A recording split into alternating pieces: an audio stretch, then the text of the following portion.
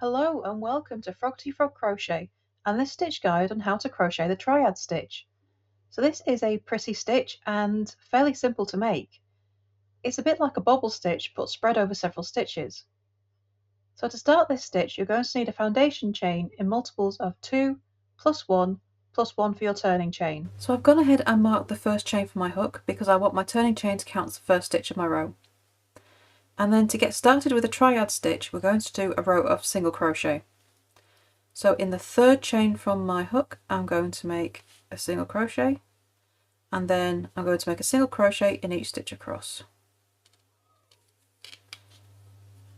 Okay, so row 1 is all single crochet.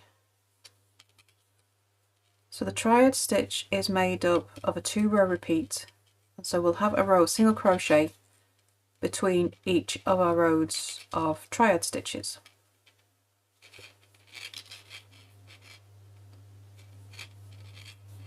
Okay, so all single crochet, row 1, turn, chain 1. Row 2 we start our triads. So we're going to start by making a double crochet turning chain in the first stitch of the row. I'm just going to grab a stitch marker.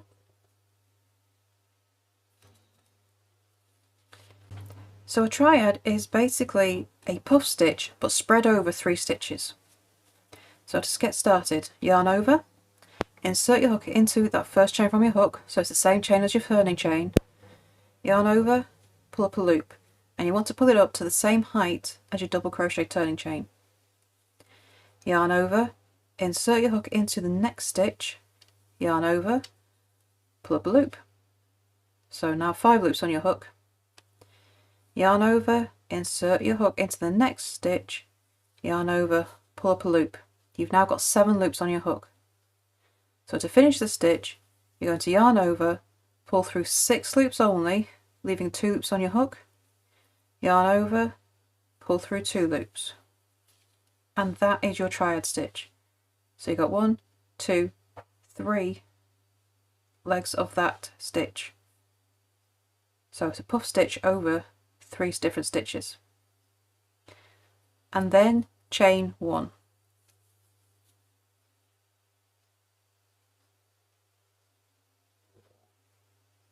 To start your next triad, you're going to start it in the same stitch that you finished your last triad. So yarn over into the same stitch that you finished your last triad, yarn over, pull up a loop, 3 loops on your hook, yarn over into the next stitch, yarn over, pull up a loop, yarn over into the next stitch, yarn over, pull up a loop, 7 loops on your hook, yarn over, pull through 6 loops, leaving 2 loops on your hook, yarn over, pull through 2 loops, then chain 1. And so you get these bunches of stitches coming together. You'll always make a chain 1 between your triads. And you carry that on all the way across the row, always starting your next one in the same stitch that you finished the last. Just put those loops, make sure those loops stay up as high as your previous stitches, so they all want to be double crochet in height. Pull through 6 loops, pull through 2 loops, chain 1. And you're going to carry this on until you get to the end of the row. 1, 2, and 3.